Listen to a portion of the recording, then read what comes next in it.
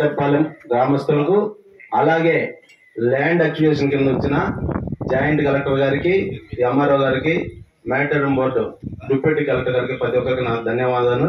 Sir last అంటే 2023 నుంచి మా డిమాండ్స్ చెప్పుకుంటూనే వచ్చాం. కానీ లాస్ట్ ఇయర్ వాళ్ళందరూ మారిపోయారు. లాస్ట్ మీటింగ్ మీరు వచ్చారు, మేము కొన్ని డిమాండ్స్ చెప్పాం.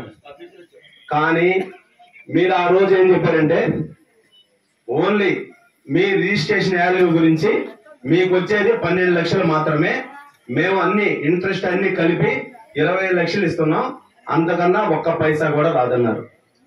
ఓకే, మీరు చట్ట ప్రకారం చెప్పారు.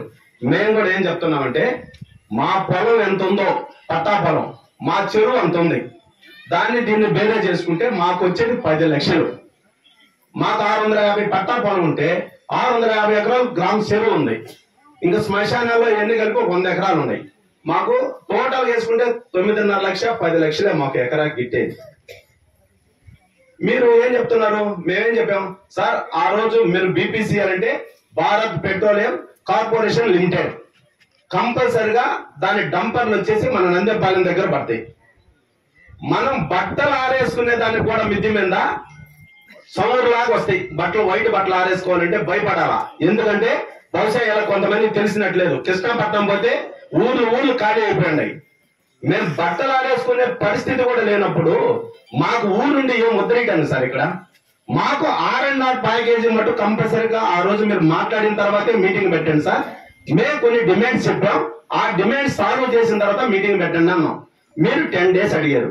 ఈ 10 డేస్ లో మేము మాట్లాడుకునేది అట్ట పక్కన పెట్టి మేము చెప్పింది ఏంది, మీరు ఆ 20 lakhs దాని మీద మేము పొలం ఇవ్వాల్సిందే, మేము తీసుకునేదే. మీకు పోర్ట్ వచ్చింది కాబట్టి పోర్టుకి అనుసంధానంగా ఈ అనుకూలం కాబట్టి ఫ్యాక్టరీలు వస్తాయి అంటారు. ఫ్యాక్టరీలు వచ్చే మాట పక్కన పెట్టి మా బతుకు తెరువు మెయిన్ ఊరు, ఫస్ట్ ఊరు ఉండదు. ఇప్పుడు మీరు పొలం తీసుకున్నా మాకు 9.5 లక్ష. ప్రతి ఒక్కరు ఆలోచించండి, ఎందుకంటే మన చెరువు ఫ్రీగా పడ్డ వాళ్ళకి 800 ఎకరం గవర్నమెంట్ ల్యాండ్, చెరువు 650 ఎకరం సార్ మా చెరువు. మీ శ్మశానాలు మందబయలు ఎన్ని కలుపుకుంటే ఒక 150 ఎకరం ఉంటుంది, 800 ఎకరం. మా పట్టా పొలం కూడా అంతే, మాకు వచ్చే 9.5 లక్ష. కాబట్టి ఆ రోజు చెప్పాం, ఈ చెరువుకి ఈ జిల్లాలో సార్ ఏ ఊరైనా బొమ్మ పోయిందని శ్వాసలకు కూడా నీళ్లు లేని రోజు మన చెన్నాపాలెం నీళ్లు ఉన్నాయి. 2 పంటలు పండించున్నాం, ఎవరైనా కట్టుకోండి. చెన్నాపాలెం వడ్లంటే అంత డిమాండ్, ఎవరు పండపోయినా మాకు పండి ఉన్నాయి.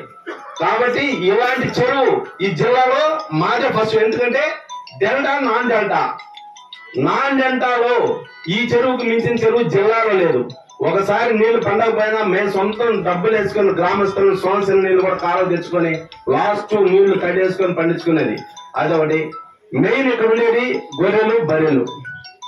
మీకు పొలం ఇస్తాం, పొలం ఇచ్చిన తర్వాత ఒక సంవత్సరం 1.5 సంవత్సరం కమ్ముగా ఉంటారు.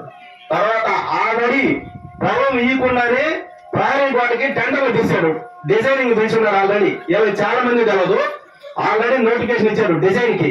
గోడ ఎట్ట కట్టాలో ఈ మొత్తం పొలానికి ఊరు పక్కన పెట్టి గోడ కట్టేస్తారు. గోడ కట్టినప్పుడు వీళ్ళుండి ఏం వద్దనేటండి సార్, ఇక్కడ గొర్రె బాటం లేదు, బరువు బాటం లేదు, మొత్తం గేటు పెడతాడు. మేము పోవాలన్నా కానీ మోరంపేట అవతల కూడా సర్వే నెంబర్ ఉంది, మేము పోవాలన్నా కానీ ఆధార్ కార్డు చూపించే పరిస్థితి. ఎందుకంటే కృష్ణాపట్నం ఒక్కసారి వీళ్ళు వెళ్తే మెయిన్ గేట్ నుంచి పోయిన తర్వాత అక్కడ ఒక మధ్యగారు గ్రామం పల్లి కాపులు ఉన్నారు, ఆ గుమ్మల దెబ్బ. ఆ ఊరికి పోవాలంటే ఆధార్ కార్డు ఉంటేనే లోపల పడిస్తారు. ఒకవేళ మనకు అమ్మాయిని ఇచ్చిన వాళ్ళు ఈ ఊరికి వచ్చినా వాళ్ళు ఆధార్ కార్డు తెచ్చుకోవాలి. ఒకవేళ మర్చిపోయిందంటే అక్కడి నుంచి అక్కడ వెనక్కి వెళ్ళిపోవాల్సిందే. ఆధార్ కార్డు లేకపోతే వాళ్ళకి వచ్చేది లేదు. ఎందుకంటే మాకు సర్వే నెంబర్ ఊరు రౌండ్ ఉంది, ఊరు మధ్యలో చేస్తుంది. మోరంపేట దగ్గర టోల్ గేట్ పెడతాడు, చెక్ పోస్ట్.